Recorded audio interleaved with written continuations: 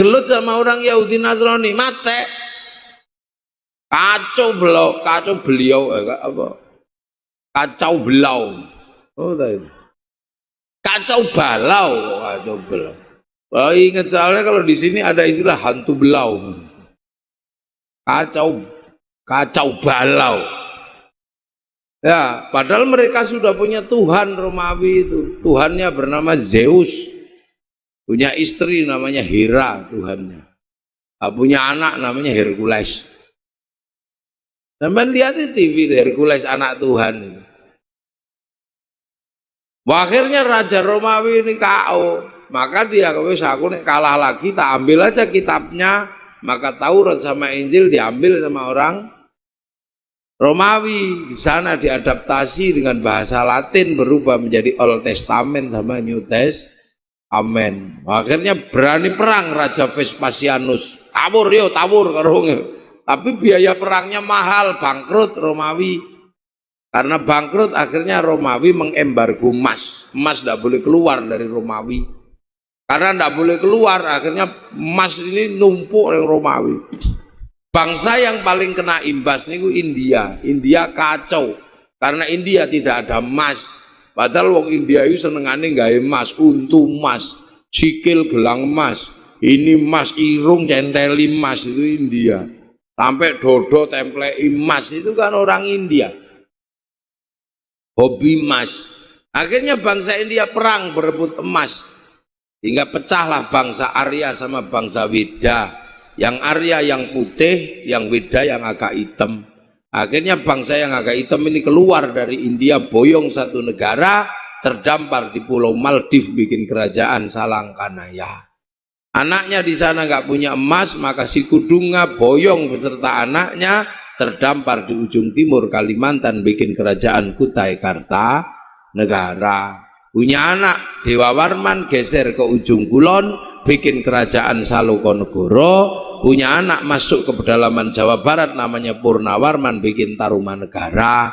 Punya anak Sinasanaha geser ujung kidul namanya Galuh daerah Ciamis. Punya anak Sanjaya masuk pedalaman Jawa Tengah bikin Mataram. Bangun Wangsa besar, kemudian Merapi meletus, pecah dua, sebagian besar bergeser ke Palembang namanya Balaputra Dewa, bikin Wangsa baru namanya Wangsa Sailendra, membangun Sriwijaya. Paruh kepala Jawa Timur namanya Sindok, punya kekuasaan besar, menjadi cikal bakal Kadiri sama Singosari. Singosari punya raja-raja besar. Akhirnya pada zaman Kertanegara menaklukkan 2/3 dunia. Singosari menjadi penguasa terkuat, mampu mengalahkan Mongolia. Lahirlah bangsa baru namanya Majapahit, penakluk 2/3 dunia. Yang terakhir saya penelitian ada di Korea Selatan. Ternyata di Korea Selatan ada pengaruh dari Majapahit. Sebuah provinsi bernama Kimhae, ternyata sing babatalas jenengane Surowareng. Apa Surowareng iki wong di wong Korea ndak mungkin. Wong Korea mesti Kimpun apa Daiwu ngono niku mboten niku. Surowareng. Makamnya besar ada di provinsi namanya Kimhae. Jadi kita ini turunan bangsa besar, maka jangan malu-malu menjadi orang Indonesia. Walaupun kecil-kecil, pesek-pesek, rembes-rembes, kita mampu menaklukkan dunia waktu itu. Kita makanya Indonesia ini termasuk orang kecil, tapi akalnya setara dengan akal Persia. Makanya orang dunia ini paling takut kalau akal kecil ini naik ke permukaan, dunia rampung. Lalu sekarang contoh, dalam teknologi masa lalu, orang Arab punya alat musik namanya terbang, terbuat dari kayu dan kulit kambing. Orang Eropa punya alat musik namanya gitar, terbuat dari kayu dan tali. Kita di Nusantara lebih maju waktu itu karena punya alat musik namanya gamelan. Gamelan itu bukan dari kayu tapi dari logam. Hanya bangsa yang menguasai ilmu pertambangan yang maju dan penguasaan metalurgi yang mapan mampu membuat alat musik dari logam. Tidak sembrono. Makanya kita ini punya cerita yang sama. Orang sana punya cerita Cinderella, kita punya cerita bawang putih, bawang merah, sama saja. Sana punya cerita orang kuat namanya Samson, kita punya cerita di Jawa Bandung Bondowoso, Jawa Barat Sangku Riang, Sumatera Sipait lidah, medeni meneh. Orang lewat bekasnya didilat mati sampean. Ini cerita-cerita orang kuat. Ada 7 kakak beradik di Palembang. Ada Datuk Maringgi. Ini anyar ya Datuk Maringgi. Orang sana punya cerita apa? Cerita kisah cinta Romeo Juliet. Kita punya kisah cinta itu beraneka macam. Ada Andade Lumut, Roro Mendut Pronocitro, Panji Asmoro Bangun. Terus wah, banyak kalau di sini. Sana punya cerita kura-kura ninja, kita punya cerita yang sama. Kancil nyolong timun, punya apa sih yang kita nggak punya? Punya semua. Jadi kita ini jangan malu karena kita ini menjadi bangsa yang dari dulu besar, mampu menaklukkan Mongolia. Habis semua orang Mongolia. Jadi Lampung sini Selat Sunda sama di Sungai Musi sana habis. Utusannya namanya Menci, potong telinganya. Jadi kita jangan, makanya kalau omong saomong kita ini rumit. Orang Arab cuma bilang Rus, orang Eropa bilang rice. Orang sini ya nanti dulu, kalau masih di sawah namanya padi. Kalau dipanen namanya gabah. Kalau sudah digiling namanya beras. Kalau digilingnya cuil-cuil namanya menir. Kalau dibuntel daun namanya lontong, buntel janur namanya kupat, nggak dibungkus namanya sego atau nasi, gondol cecek siji jenenge upo. Enggak, bahasanya lengkap diublek-ublek jenenge bubur. Lali ngangkat silite gosong jenenge intip. Orang kepangan garing jenenge karak atau aking, lengkap kok itu. Pemene bahasa-bahasa lokal kayak bahasa Jawa gitu, tambah tua lagi. Orang sana bilang sakoto, tiba. Wong Jawa nek tiba ya delok tibane sik. Emang ngarep kok lambene lemah penuhnya nyosop. Nek geruwel njungkel. Ungu plung apa jelungup, mengburi ngeblak, mrene gelempang, sana cuman sakoto gitu aja. Sleepy orang Eropa, orang Arab naum, orang ini beda lagi. Neng Jawa nih kok kula, nek sing para kiai neng ngarep-ngarep nih, para ustaz, para pejabat nendro, bawahnya sare. Bawahnya lagi tilem, kekasih kita bobok, wong biasa turu, copet, micek, batang, ini bahasa lengkap. Makanya kalau penelitian ilmu linguistik kita ini susah orang Eropa belajarnya. Huruf aja banyak, huruf Pallawa, bahasanya Sanskerta. Setelah itu berubah menjadi bahasa dan huruf kakanga yang sekarang di Lampung ini, huruf kakanga itu huruf tua itu lebih tua daripada Hono Coroko. Kemudian huruf belakangnya adalah Hono Coro, Monggo Bodongo, Podo Joyonyo, Hono Coroko, Doto Sowolo, Podo Joyonyo, Monggo Bodongo. Makanya kita punya huruf, makanya orang Indonesia ini susah, terutama wong Jawa diulang alif bata susah. Orang ndak punya hak, punyanya ko, no coro ko mulo alhamdulillah metune alkam du ya hayu ya koyum yo kayuku yo ka yumu. Ya, nah ini kok ae meneh tak terus sesuk meneh. Ini tak terus ini biar Isra Mi'raj ini katam. Kenapa minal Masjidil Haram minal Masjidil Aqsa? Begitu Masjidil Aqsa ini menjadi simbol pengikut-pengikut besar Bani Israel. Tahu-tahu Allah ini membangkitkan simbol baru yang sebenarnya lebih lama. Simbol Ka'bah ngutus Nabi Muhammad. Nah begitu ngutus Nabi Muhammad, yang ini komplain, Mat, kamu mewakili siapa kok kamu menyebut penerus Nabi Ibrahim itu? Ya kan Nabi Muhammad kan menyatakan saya penerus Nabi Ibrahim. Ya jadi masalah.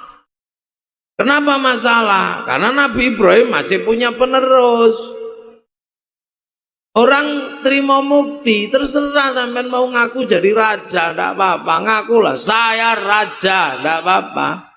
Tapi jangan ngaku penerus Hamengkubuwono ke-9, masalah. Wong Hamengkubuwono 10 saya urip. Lah Nabi Muhammad itu gitu, penerus Nabi Ibrahim, tapi Nabi Ibrahim masih punya penerus di Baitul Maqdis, ya, maka jadi masalah kan gitu.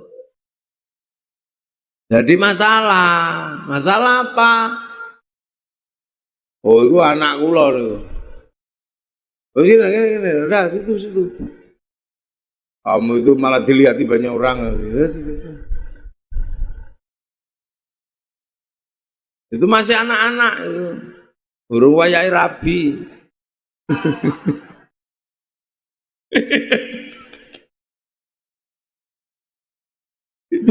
itu masih anak-anak itu, baru 13 tahun.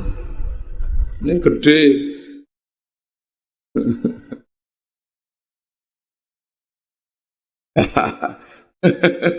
Parah dia, tapi lagi anak-anak.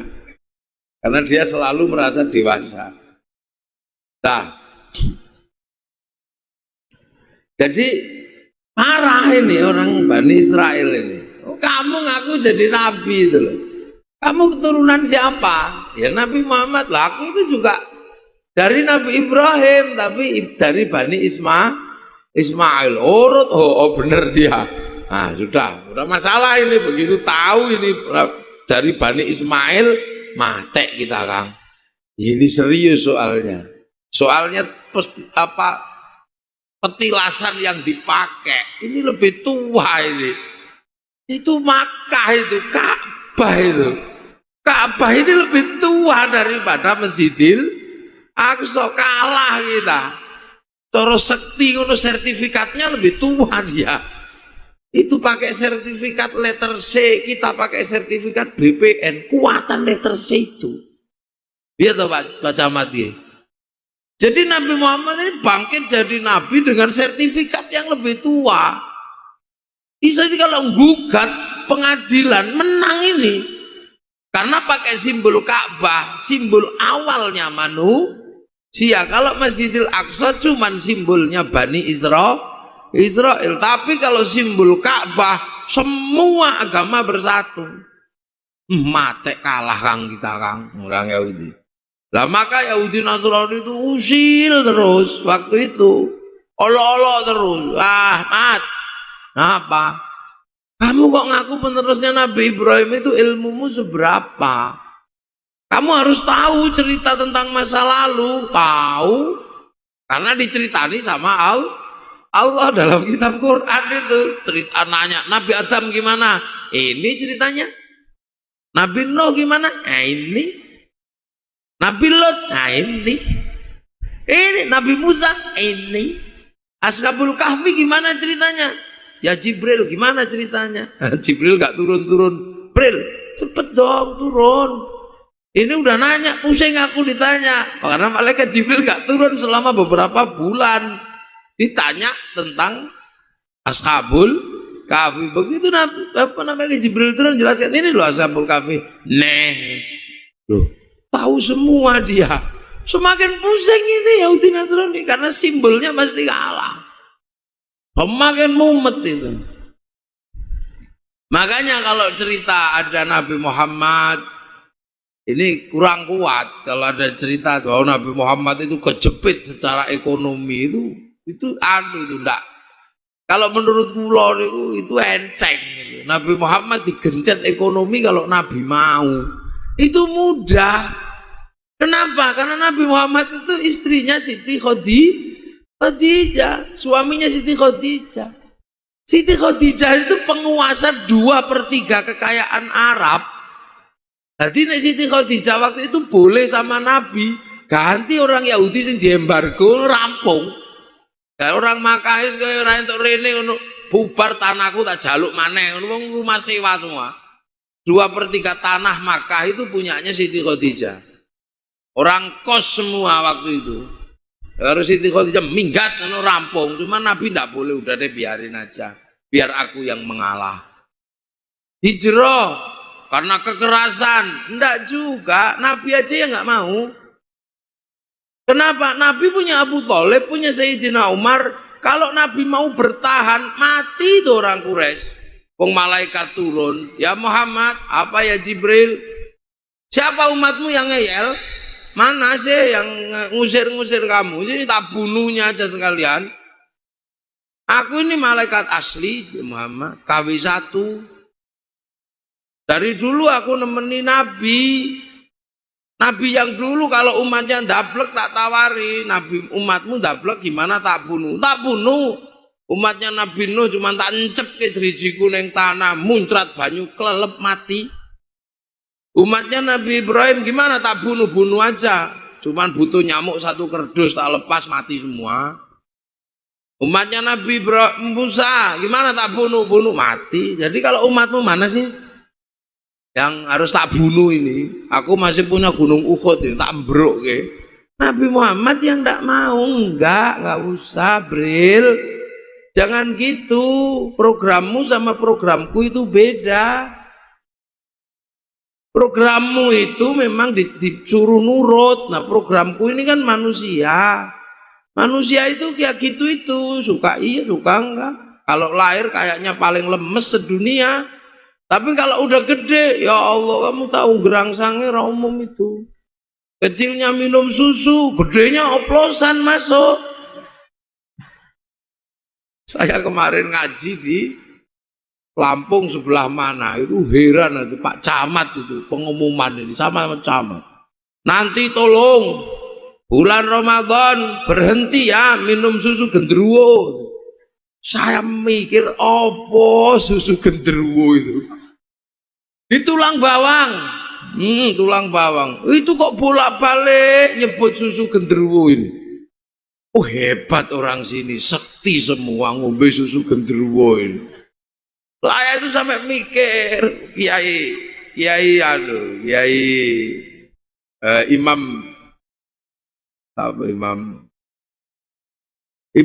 Imam Qalyubi itu langsung Gus apa susu genderuwo itu bukan kok genderuwo wewe gombel itu bukan apa tua ya Allah aku wis mikir popoke genderuwo wae hebat. Apa meneh nek susune pikirku to. Aku tak coba nggawa mule tak gentong ngono pikirku. Gak taune tua. Pak Camat kemarin pengumuman susu genderuwo terus dibaleni. Nah, ya, makanya itulah Rasulullah, cuman nggak mau. Manusia itu kalau kecil ya begitu itu, tapi kalau gede. Nah, cuman sekarang udahlah tak urusannya sendiri. Makanya hijrah. Nah, itu gampang. Nah yang paling berat ini kan pertanyaan ilmiah ini dari Yahudi Nasrani ini. Gimana sih? Kamu ini gimana? Tahu nggak kamu sejarah masa lalu? Jelaskan. Nah akhirnya pertanyaan ini menjadi lebih spesifik, lebih khusus. Udah kalau kamu tinggalannya Nabi Ibrahim itu, aku nanya sekarang apa? Waktu meletakkan batu pertama di sebelah mana? Mate kan nggak bisa dikarang. Nabi Ismail bantu bapaknya dari sudut mana? Wah nggak tahu. Kamu nggak tahu ngaku jadi nabi. Nah kalau Siti Hajar di mana? Lari-lari cari air. Wah nggak tahu saya. Ka'bah itu gimana? Waktu itu motong Nabi Ismail di sebelah mana? Lempar-lempar setan di mana? Nabi Muhammad kejepit nggak bisa. Waduh mate. Ini pertanyaan nggak ada dikarang ini. Ini akhirnya ya sudah maka Nabi Muhammad gelisah karena ditanya. Nah kegelisahan itu berbarengan juga dengan meninggalnya Siti Khadijah dan Abu Thalib. Maka ayat itu dijelaskan terakhir, kondisinya seperti apa dijelaskan di terakhir, innahu huwas sami'ul basir, zat yang maha mendengar, zat yang melihat. Sami'un mendengar apa? Ya mendengar keluh kesah Rasulullah, ditanya sama dulur tuweke itu, sama Yahudi Nasrani itu. Lah basirun, zat yang maha melihat. Melihat apa? Melihat kegelisahan Nabi Muhammad ditinggal Siti Khadijah. Mula penjelasannya Sami'ul Basir. Nah, untuk urusan Sami'ul Basir, mula linuriyahu min ayatina. Udah deh, sini nih Muhammad, jangan pusing, yo naik ke langit, tak kasih tahu semua biar mereka juga tahu. Akhirnya di sana dipertemukan dengan para nabi. Lah begitu ketemu Nabi Ibrahim, ya ini yang dicari.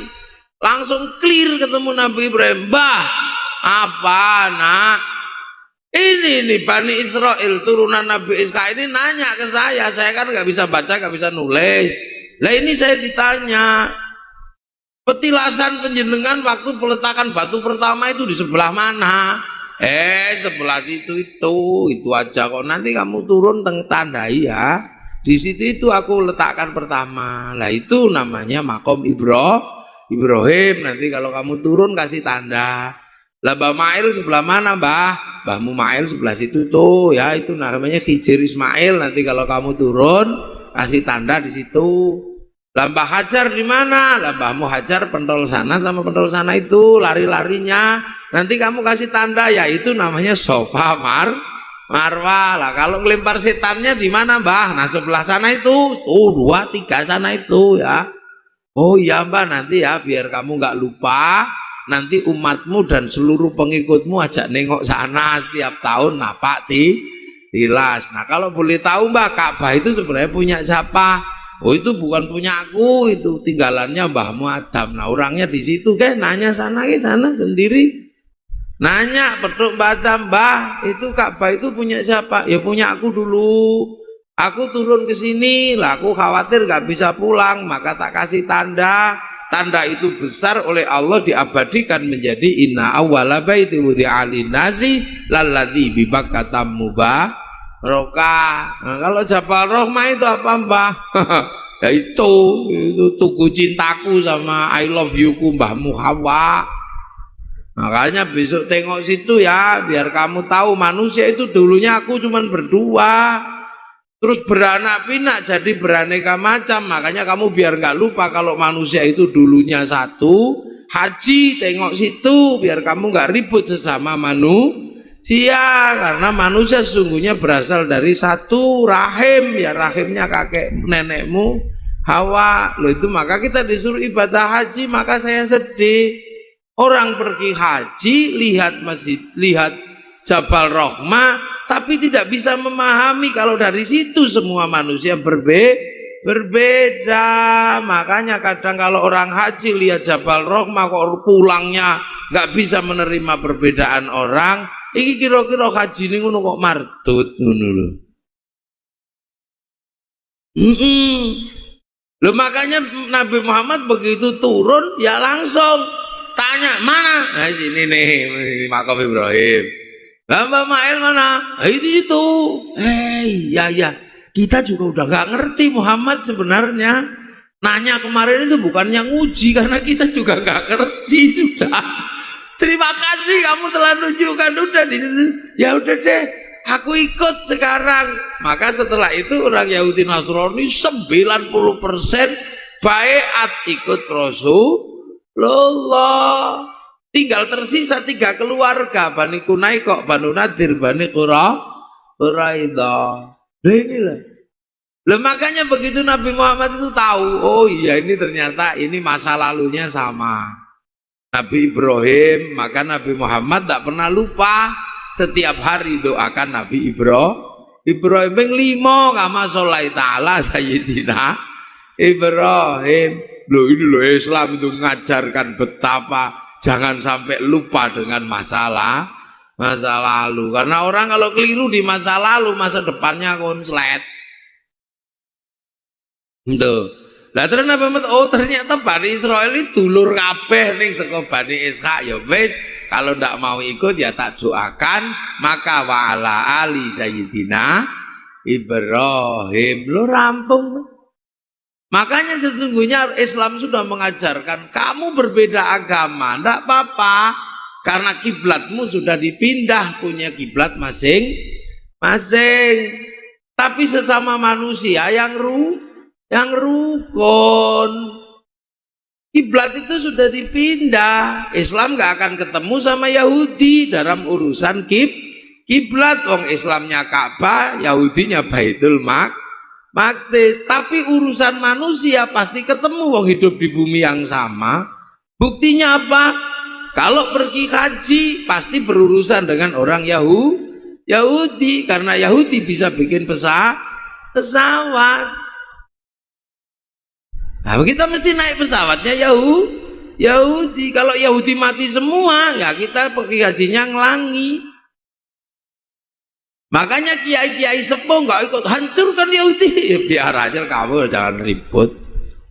Ya sepuh biasa. Karena kita bisa ketemu dalam urusan pesawat. Karena Pak Habibie suruh bikin pesawat nggak dadi.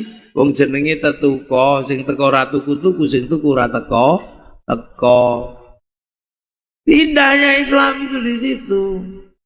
Dengan Nasrani ya ketemu, karena kita butuh orang Prancis, terutama ibu-ibu. Butuh apa? Butuh bedaan. Karena bedak Prancis itu bagus, warnanya bagus, baunya harum, parfumnya. Kalau bedak Trimo Mukti bubar, wong beras dideplok ya blonteng apa? Nah itulah makanya Gus Dur ketika Gus Dur kerjasama dengan Israel mau menjajah kita, tanya Gus, bagaimana Anda bekerja sama dengan Israel? Ya karena kita ini sudah dipisah sama Allah urusan kiblat, nggak akan ketemu tapi kiblat, tapi di dunia yang sama bisa bersatu dalam ukhuwah basyariyah. Diniyah sudah pisah, wataniyah kita beda bangsa, tapi basyariyah kita bisa ketemu. Loh, indah Islam itu. Loh, makanya kiai-kiai sepuh ada keributan di Filistin nggak ikut-ikut. Enggak, biasa aja. Karena apa? Karena Filistin itu memang punya 3 agama. Tinggalannya Bani Israel, tinggalannya Nabi Ibrahim. Ya Islam punya di situ. Yahudi punya di situ hak. Wong tinggalannya mbah ya, gitu. Nasrani, Islam, Yahudi punya hak di situ. Nggak usah jauh-jauh tanya Pak Lurah. Nggak usah jauh-jauh. Orang kalau ribut rebutan sawah pasti saudara. Iya Pak Lurah. Uang kok royokan sawah, ini mesti dulur. Royokan kebun mesti dulur. Nek royokan galengan baru tonggo. Lah kenapa Yahudi, Nasrani dan Islam kok ribut di situ? Ya karena saudara, makanya ribut. Hindu ya enggak, wong Hindu punya kapling di India.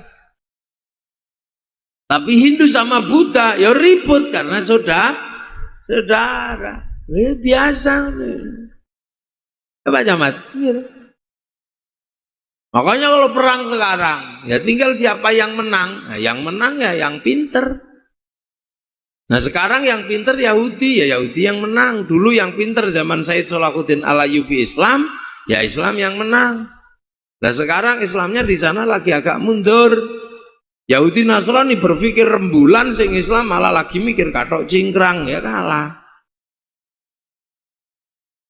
Mundur yang Islam ini hari ini. Baca Quran, ora perlu ombian baca Quran ketemu ilmu pengetahuan. Wasyamsu tajri li mustaqarrillah, ketemu astronomi. Saiki maca Quran iki malah ketemu dalil dongane wong urip nang wong mati ora tekan. Ya iki meng golek perkara to sing macane. Saking cekake nalare sing maca. Quran itu ilmu pengetahuan karena ngadepi Taurat, ngadepi Injil waktu itu pergantian yang lebih hebat. Tapi karena sing maca niki cekak kal khimaru yakmilu asfaro, seperti kimar gawa catatan, ya petuke sing aneh-aneh. Dina iki lho wong maca Quran lek petuk sing aneh-aneh, petuk sing perkara-perkara sing wis dirampung nih zaman biyen. Malah saiki petuk yasinan ra ono dalile. Tahlilan ini kok mundur kok CTK ngoten lho. Beragamanya kayak beragamane wong TK. Napa? Wong TK niku wedinan wong cah cilik. Perlu tumpeng wedi musyrik. Perlu keris musyrik. Perlu wong selawatan bid'ah. Wong saiki lak ngoten. Perlu beduk beduk musyrik ra ono zaman Nabi iki sakjane saking cekake nalare wong Islam anyaran. Nah mulai sing model ngene iki ora iso menang geluto ya bento wong ngene. Lha mulai ya sepurane BBE ning kene ana wong model ngono kuwi berarti cah TK ngono ta ya. Yang dikit-dikit musyrik, dikit-dikit bid'ah lagi Islam anyaran. Cara numpak motor isih ana ceklongan wong wedi tiba. Tapi nek wis jago numpak motor ciu. Niku wow, lho niki ana model anyar sae. Lah numpak motor metenteng ngene keng dibel metenteng ngene ana wong model ngoten niku. Sembayang wae le negengi masyaallah sampai Allah. Ya ana model ngono ki wong anyaran ki an. Nek wis pinter sembayang ngene ta Allah Akbar. Bismillahirrahmanirrahim. Wis pinter ana sik sampai Allah Akbar. Wah iki lagi sinau iki bocah. Lagi bedan ana ngono ku. Antan. Lah yang ngono ku biasane koclok-koclok niku. Nujo kaget. Insyaallah ning kene ya wonge ra teko. Lah yang ngono lho. Li mulonjo biasa mawon to beragama niku. Mungkin tak jelasno jam 2 tutuk nggih. Lho tenan kok sithik nggih wong iki ngaji kok sithik. Nah, apa ya jadi kula. Lah itu. Lho mulai enak akhirnya. Lah itulah maka Rasulullah ketika mengerti masa lalu enak Nabi niku. Urusan Islam diurusi Nabi dijak tambah HP, tapi urusan hidup bersama bareng makanya ketika hidup bersama gawe piagam Madinah ya ning kono ana Yahudi, ana Nasrani, ana napa melu. Kalau di sini ya pakai Pancasila. Nah sing Islam diduandani tenanan lah bersamanya. Berbeda-beda tapi tetap satu jua lah iki lho. Lha mula Nabi niku enak ati Nabi, ora terus gorso-gorso. Nabi perlu terbang. Kayak ini sing dienggo bocah-bocah terbang biasanya ana. Perlu terbang juga enggak kaget. Oh, terbang apik, ternyata tengahnya ana sing uda mintul-mintul ngono. Sama Nabi ya terbangnya diambil, mintul-mintulnya disalini ngono. Ana wong tawaf mintul-mintul udah tawafe tetap mintul-mintule di kelamben nikahen ihram. Itu indah. Ana wong akikah serem ben anake hebat sembelihne singa. Engko bayine dilabur gede singa. Lu kan dulu aslinya begitu. Sama Rasulullah aja ngono. Larangan. Apalagi kalau pengen anak menjadi panglima perang, maka kuda bekas panglima perang dilelang dengan harga mahal. Nanti dipotong, dilabur ke getiri anak ini ku. Lo itu dulu begitu. Kalau anaknya biar jadi pedagang hebat, cari unta yang sering dinaiki konglomerat.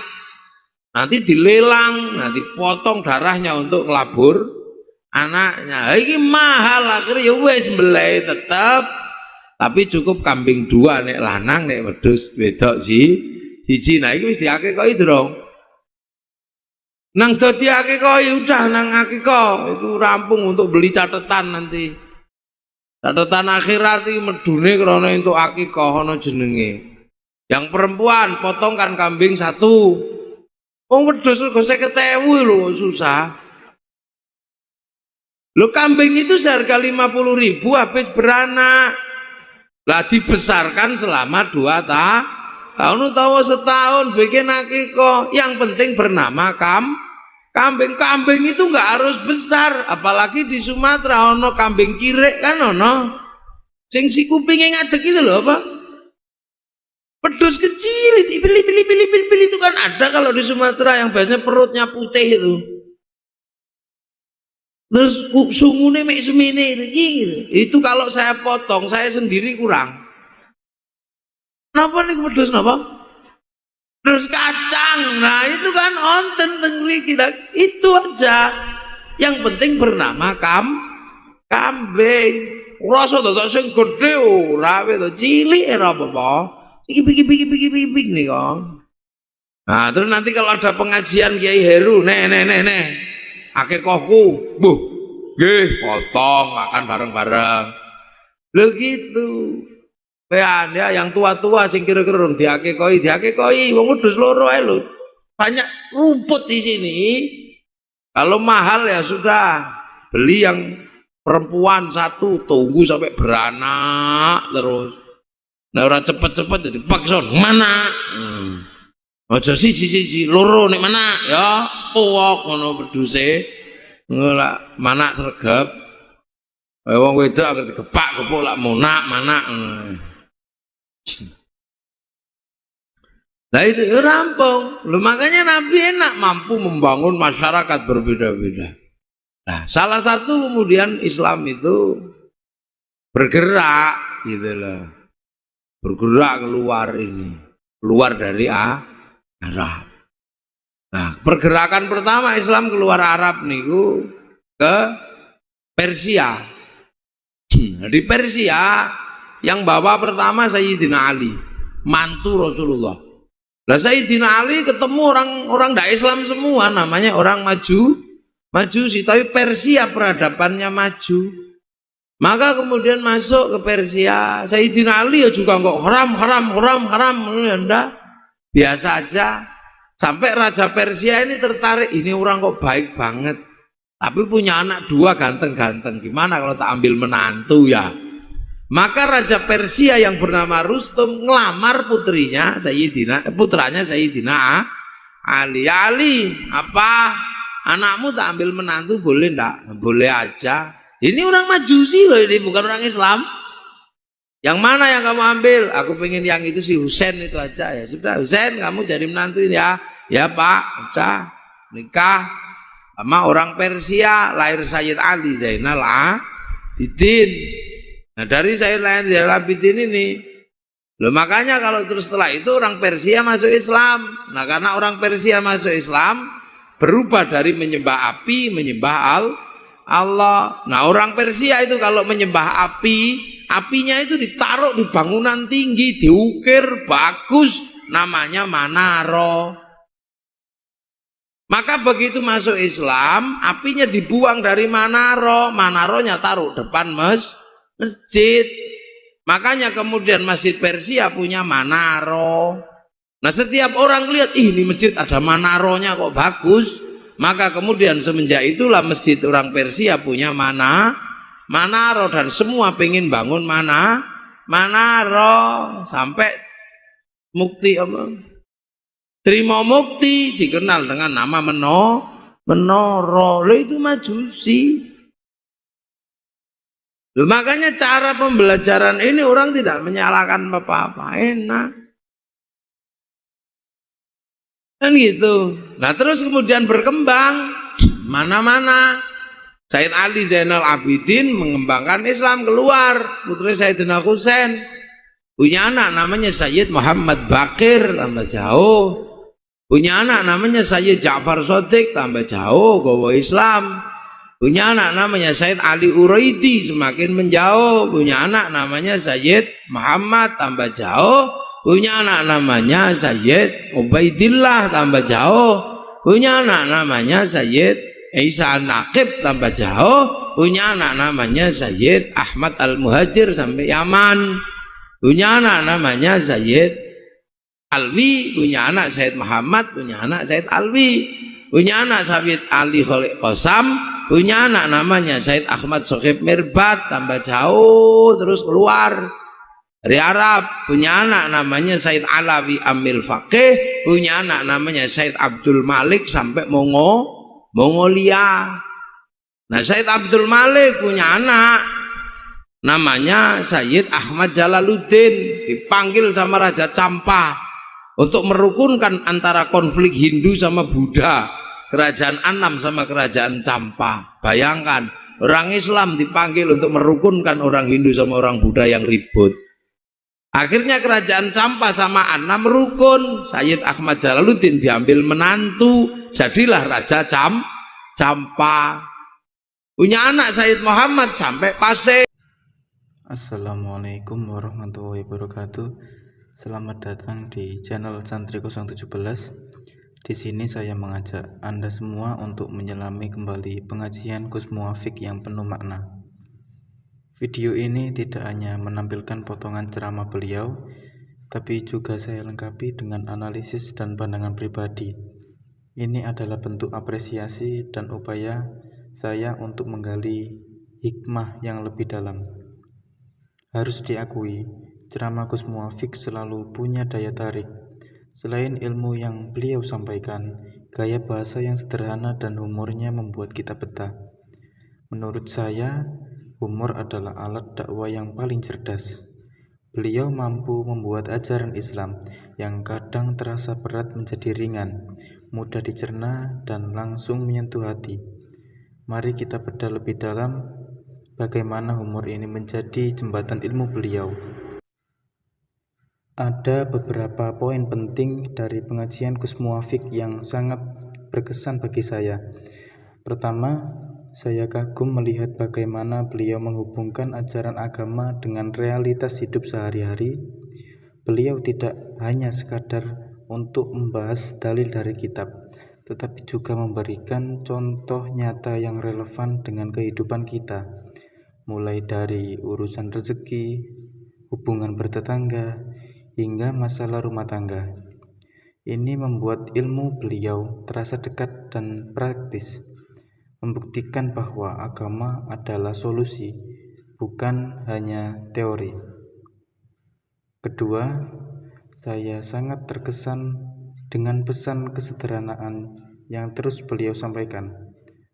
Di era serba digital yang penuh dengan pameran kekayaan, Gus Muwafiq mengingatkan bahwa kebahagiaan sejati datang dari hati yang tenang, bukan dari seberapa banyak harta yang kita miliki. Pesan beliau, jangan terlalu sibuk mengejar dunia sampai lupa mengejar ketenangan batin, adalah tamparan halus yang mengingatkan kita bahwa kebahagiaan sejati bersemayam di dalam diri kita. Ketiga, saya mengamati beliau mengemas dakwahnya dengan kearifan lokal Jawa. Sebagai ulama dari tanah Jawa, beliau sering menyisipkan peribahasa atau pepatah Jawa yang penuh makna. Metode ini sangat efektif karena membuat ajaran Islam lebih mudah untuk dipahami dan mengakar dalam budaya setempat. Beliau berhasil membuktikan bahwa dakwah bisa beradaptasi dengan konteks budaya tanpa mengorbankan esensi ajaran Islam itu sendiri. Dan yang terakhir adalah peran beliau sebagai figur masyarakat yang dicintai. Gus Muwafiq bukan hanya seorang penceramah, beliau adalah sosok yang dekat dengan umatnya, penasehat, pendengar masalah, dan pemimpin spiritual. Beliau berbicara bukan dari posisi yang lebih tinggi, melainkan sebagai seorang ayah, teman, atau guru yang tulus membimbing. Ini mengajarkan kita tentang pentingnya adab dan ketulusan dalam berdakwah. Pesan inti dari video pengajian Gus Muwafiq ini adalah bahwa ajaran Islam yang disampaikan dengan cara yang mudah dipahami dan membumi tidak hanya menambah pengetahuan, tapi juga membawa ketenangan dan inspirasi. Dalam pengajian itu, kita diajarkan tentang pentingnya bersabar dan ikhlas sebagai kekuatan batin untuk menjalani hidup. Kita juga diingatkan untuk lebih fokus pada introspeksi dan memperbaiki diri. alih-alih sibuk mencari kesalahan orang lain. Inti dari semua ajarannya adalah bahwa Islam adalah agama yang mudah, damai, dan menjadi solusi bagi segala masalah kehidupan. Jangan lupa berkomentar dan jangan lupa berinteraksi di channel saya. Saya selaku kreator dari Santri 017. Assalamualaikum warahmatullahi wabarakatuh.